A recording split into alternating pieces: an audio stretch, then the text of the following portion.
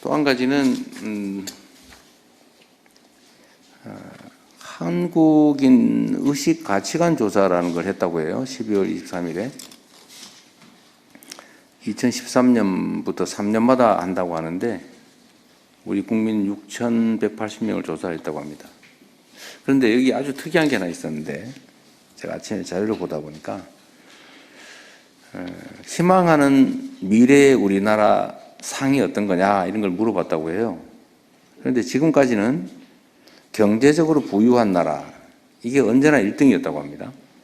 그 외에 뭐 정치적으로 또 사회적으로 이런저런 나라가 좋겠다 이런 게 있었다고 해요. 그런데 이번에 정치적으로 민주주의가 성숙한 나라를 가장 많이 지적했다고 하네요. 언제나 이게 과거에는 2등 또는 3등을 했다고 합니다. 1등은 경제적으로 부유한 나라, 2등은 되게 정치적으로 민주주의가 성숙한 나라 이런 거였다고 하는데 이번에 최초로 정치적으로 민주주의가 성숙한 나라를 1등으로 꼽았다고 해요. 우리 국민들께서요. 저는 이게 정말로 의미 있다고 생각하는데 제가 전 세계적인 상황을 봐도 이 민주주의가 발전한 나라가 경제적으로 성장하고 국제적으로 인정받는 게 분명합니다. 최근에 과거에 우리가 이제 내전이나 뭐 또는 뭐 폭동, 독재 이런 걸로 문제되는 나라들은 되게 경제적으로 전혀 잘 살지 못했는데 그 정치 체제가 안정이 되고 국민들이 직접 참여하는 참여도가 좀 높고 민주주의가 좀 성장 발전한 나라들이 경제적으로 급성장하는 것들을 실제로 볼 수가 있었어요. 아프리카에도 어떤 나라들이 그런 나라가 있던데요. 이게 가지는 의미는 정말로 앞으로 우리나라가 어디로 가야 되는가를 잘 보여주는 것 같습니다.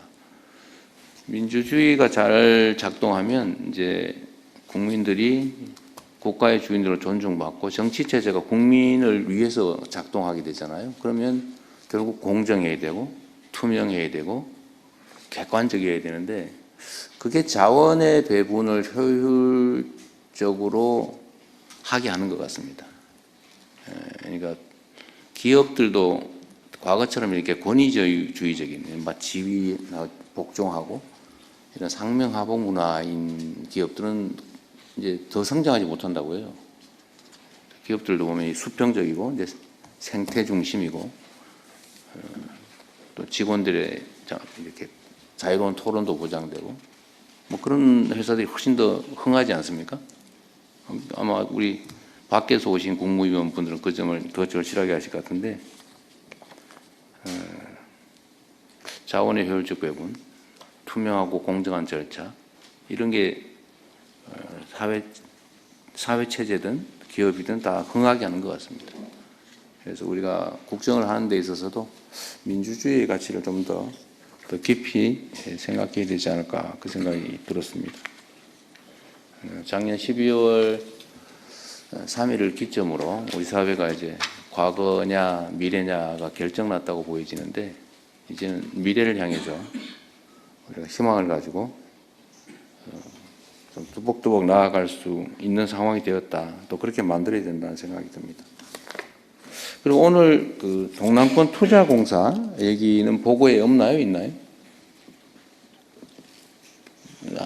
현안이 없죠. 근데 이거 이따가 우리 금융위원회 소관인가요? 네, 여기 와 있습니다. 이 준비 상황 이따 얘기 좀 해줄 수 있어요? 네, 보고 드리겠습니다. 그럼 요거는 이따 별도 꼭지를 한번 보고를 하나 갖고 가면 좋겠습니다. 우리 부산 시민들께서 관심 있는 사안이기도 했어요. 이게 어떤 의미가 있는지도 좀 문제고 지금 해사법원 해수부 이전 그리고 동남권 투자공사 이제 법제도 행정 뭐 이런 것들이 좀 시너지 효과가 있는 부분이니까 그 설명을 좀 해주십시오. 네, 제가 드릴 말씀은 다 드렸습니다. 북극 항로 시대를 선도하는 부산항 3.0 추진 전략 해양수산부 차관님께서 보고 바로 해주시기 바랍니다. 네, 해양산부 차관입니다. 오늘 해양수산부 부산청사에서 국무회의가 개최되게 되는 것을 매우 뜻깊게 생각하면서 북극 항로 시대를 선도하는 부산항 3.0 추진 전략을 보고드리겠습니다. 먼저 추진 배경입니다. 부산항은 컨테이너 처리량 세계 7위, 환적 컨테이너 세계 2위의 글로벌 물류 거점으로 성장했습니다. 다만 경쟁 항만의 성장, 항만 부가 서비스의 부족, 항만과 배후 산업의 연계 미흡 등으로 인해 성장의 한계 징후가 나타나는 것도 사실입니다. 이에 북극 항로 시대를 계기로 부산항의 새로운 성장 기반을 마련하는 것이 필요한 시점입니다. 부산항은 세계 3대 항로인 미주 항로, 유럽 항로, 그리고 북극 항로의 교차점에 위치한 지정학적 장점을 가지고 있습니다. 이러한 장점을 활용하여 항만 물동량 선제 확보, 선박 관련 항만 서비스 제공, 배후 산업과의 연계에 신속한 대응이 필요하기 때문에 이번 전략을 수립하게 되었습니다. 본격적으로 전략을 보고 드리기 전에 부산항 3.0의 의미를 잠깐 설명을 올리겠습니다. 부산항은 북항, 신항, 진해신항으로 구성됩니다. 북항 중심의 부산항 1.0, 신항 중심의 부산항 2.0에 이어 진해신항 중심의 부산항 3.0 시대를 맞이하고 있습니다. 다음 쪽입니다. 부산항 3.0 추진 전략의 핵심은 항만시설의 신속한 확충, 고부가가치 서비스 제공, 지역산업 성장 견인입니다. 첫 번째 전략은 진해신항 항만시설의 신속한 확충입니다. 주변 경쟁 항만과의 비교 우위를 확보하기 위해서는 세계 최대 규모로 항만 인프라를 신속히 확충해야 하겠습니다. 이를 위해 2040년까지 진해신항에 컨테이너 부두 15개 선석을 개발합니다. 1단계 9개 선석 중 3개 선석은 2030년에 우선 개장하고 나머지 6개 선석은 2032년에 개장할 예정입니다. 2단계 사업도 조속히 추진될 수 있도록 내년 중 예비 타당성 조사를 신청하겠습니다. 또한 새롭게 조성되는 진해신항에는 민간 부분의 피지컬 AI 기반 완전 자동 항만 도입이 필요하다는 점을 감안해서 1단계 부산항만공사 투자 예정분 약 5조 원 중에서 약 2조 원을 재정으로 전환하는 방안을 검토하여 관계부처와 협의해 나가겠습니다. 아울러 대통령님의 순방 후속 조치로 추진 중인 한 UAE 피지컬 AI 기반 스마트 항만 협력 사업도 본격화하여 진해 신항에 실제 적용토록 하겠습니다. 신항 7부두의 항만 운영 데이터를 학습한 후 광양항에서 테스트를 거쳐 진해 신항에서 고도화하는 순서로 추진할 계획입니다. 또한 컨테이너 터미널의 운영 효율성 강화를 위해 새롭게 개장하는 진해 신항은 단일 운영사가 운영토록 하겠습니다. 다음 쪽입니다. 두 번째 전략은 고부가가치 항만 서비스 확대입니다. 싱가포르는 수리조선, 벙커링, 선박 중개업 등을 통해 종합 항만 서비스를 제공하고 국가 GDP의 약 7% 수준의 부가가치를 창출하고 있습니다. 부산항도 북극 항로 시대에 증가할 것으로 예상되는 쇄빙선, 내빙선, 미국 군함 수리 수요 등에 대응하기 위해서 신항에 대형 선박 수리조선 단지를 조성하겠습니다. 또한 신항과 진해신항에 LNG, 암모니아, 메탄올 등이 친환경 연료 공급 제공 전략을 수립하겠습니다. IMO, 국제해사기구 규제에 의해 북극 수역에서의 중유 사용이 제한되는 등 친환경 연료 수요는 지속 증대될 것으로 예상되고 있습니다. 세 번째 전략은 부산항을 기반으로 한 지역산업 성장 견인입니다.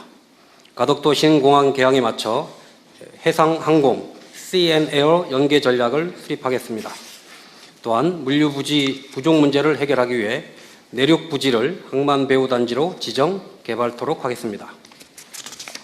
아울러 데이터센터의 항만배후단지 입주를 추진하는 한편 동남권의 핵심 산업인 조선, 기계, 방위산업 등과 연계하여 해양수도권을 육성하겠습니다. 하단의 그림은 동남권에서 항만 관련 산업을 집중화하여 해양수도권으로 육성한다는 방향을 담고 있습니다. 다음 쪽입니다. 추진 일정과 기대 효과는 요약하여 보고드리겠습니다. 2026년에 진해신항 1단계 본격 시행, 2단계 예타, 수리조선단지 조성 착수, 내륙 항만 배후단지 지정 등의 사업을 중점적으로 추진하겠습니다. 이를 통해 연간 2조 원 이상의 경제적 효과를 실현하고 국가 경제뿐만 아니라 불경 지역 경제 활성화에도 기여하겠습니다. 해양수산부는 북극 항로 시대를 선도하기 위하여 관계부처, 지방정부 등과 긴밀하게 협력하면서 이상의 여러 사업들을 속도감 있게 추진하겠습니다. 산업부, 중기부, 국토부 등 여러 관계부처의 적극적인 협조를 부탁을 드립니다. 이상 보고를 마치겠습니다.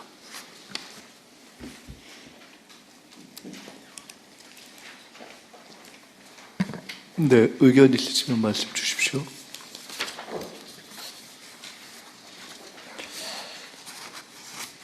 워낙 준비를 잘해가 할 말들이 다 없나 본데. 잘 챙기시고요. 북극항로 사업 말고 저는 부산에 관계된 얘기들은 지금 해사법원은 어떻게 진행되고 있어요 혹시?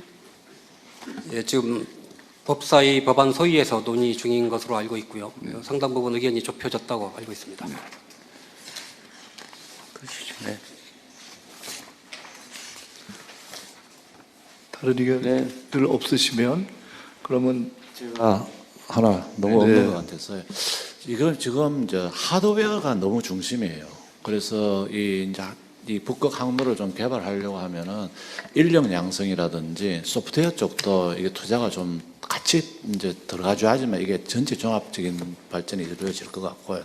또 그다음에 두 번째, 제가 1997년도 해양수산부 처음 발족할 때 담당 사무관이 있었는데 그때 제가 어떤 말씀을 드린 기억이 나냐 하면은 그때 이제 상하이가 그 항만 커질 때 거기 한두 석을 내가 가자.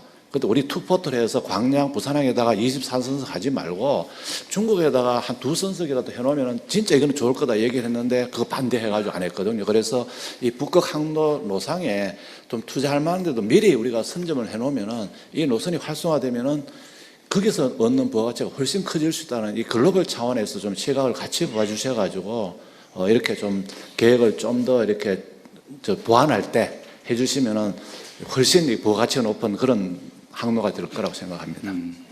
좋은 의견이시니.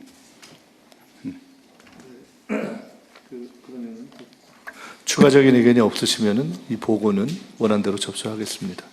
다음은 연말연시 다중운집 인파 안전관리 대책을 행정안전부 차관님께서 보고해 주시기 바랍니다. 세 번째 보고가 추가됐기 때문에 조금 더 압축해서 해주시면 좋을 것 같습니다. 네, 총리님 알겠습니다. 연말연시 다중운집 인파 안전관리 대책 보고드리겠습니다. 연말연시를 앞두고 홍대, 명동 등 주요 번화가와 해넘이, 해맞이 명소에 많은 인파 밀집이 예상됨에 따라 선제적인 안전관리가 필요합니다. 따라서 다음과 같이 연말연시 지역 축제 등 안전관리 대책을 추진하고자 합니다. 먼저 특별대책기간 운영입니다. 12월 19일부터 내년 1월 4일까지 17일간 연말연시 안전관리 특별대책기간을 운영합니다. 행정안전부 재난안전관리본부장 주재로 지난 12월 16일 연말연시 인파사고 대비 관계기관 대책회의를 개최하여 기간별 예방 및 대응 태세 등을 점검하였으며 전국에서 개최되는 총 404개의 행사 중 인파가 가장 몰리는 14개 지역을 중점관리 지역으로 선정해서 집중관리를 하고 있습니다. 또한 다중운집 인파 재난 위기경보 관심 단계를 지난 12월 19일에 발령하여 대국민 경각심을 높이고 관계기관의 역량을 집중하고 있습니다. 아울러 중점관리 14개 지역은 행안부 주관으로 합동 점검을 하고 그 외 390개 지역은 지방정부 주관으로 자체 점검을 실시할 예정이며 특별대책 기간 중에는 현장 대응은 행안부, 지방정부, 경찰, 소방에서 합동으로 하겠습니다. 특히 행안부는 중점관리지역 14개소에 12월 24일부터 25일 그리고 12월 31일부터 내년 1일까지 현장 상황 관리 지원관을 현장에 파견해서 지방정부와 함께 관리하겠습니다. 대국민 홍보도 강화하여 인파사고, 국민행동 요령 등을 재난방송이나 홈페이지 등을 통해 적극 홍보하겠습니다. 마지막 협조 요청 사항인데요. 각 기관에서는 연말연시 관리지역 인파관리에 만전을 기해 주시고 경찰, 소방 등과 긴밀한 협력 체계를 유지하여 주시기 바랍니다. 이상 보고를 마치겠습니다. 네, 관련해서 의견 주시기 바랍니다. 네, 이 아마 올해는 특히 해돋이 해맞이 행사가 많고 규모가 커질 가능성이 많죠. 새로운 의미가 있는 한 해여서 각별히 연말연시 해돋이 행사 거기에 좀 더 신경 써주시면 좋겠습니다. 네, 알겠습니다.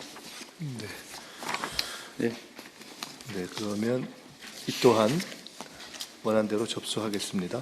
세 번째 추가된 보고입니다. 금융위에서 네, 동남 투자공사 얘기를 좀 네, 해주시면 금융위원장입니다. 동남권 투자공사 신설 추진 방안 보고 드리겠습니다. 먼저 배경입니다. 대통령께서 말씀 주신 대로 부산은 동북아시아 경제, 산업, 물류 중심 도시로서 북극항 시대를 선도할 핵심 거점입니다. 관련된 동남권 경제의 제2도약을 위해 지금 다양한 산업의 투자 수요와 인프라 투자 수요가 있습니다. 이때 금융과 산업이 결합되면 결국 지역 경제 활성화와 균형 발전을 위해 이 동남권 지역이 선도해 나갈 굉장히 중요한 시기이기 때문에 대통령께서 공약으로서 국정 과제로서 지금 동남권 투자공사 말씀 주셨습니다. 지금 법적 형태는 동남권 투자공사로 설립합니다. 은행 같은 경우는 BIS 비율 등 건전성 규제가 있고 대출의 위주가 있기 때문에 이 투자공사가 훨씬 더 유연하고 효과적으로 운영될 수 있습니다. 두 번째는 자본금입니다. 자본금 같은 경우는 저희들이 5년 내 3조 원 정도를 자본금을 모으려고 하고 있습니다. 정책금융기관, 그다음에 지역금융기관, 다양한 주체를 통해서 3조 원을 모으고요. 실제로 운용하는 것은 이 3조 원의 17배인 50조 원을 이제 운용을 하게 됩니다. 이 운용 사업들은 산업에 대한 투자, 융자, 대출 등이 되겠습니다. 그리고 재원 조달은 공사채를 발행해서 자금 조달을 하고 필요한 경우에는 지자체, 민간 같이 하고 국민성장펀드와도 적극적으로 연계하도록 하겠습니다. 지원 분야는 해양, 물류, 항만 인프라 등 해양 금융산업, 그다음에 지역 내 첨단 전략산업, 그다음에 벤처 스타트업 등 다양한 지역 생태계를 원활하게 지원하는 데 쓰일 수 있도록 하겠습니다.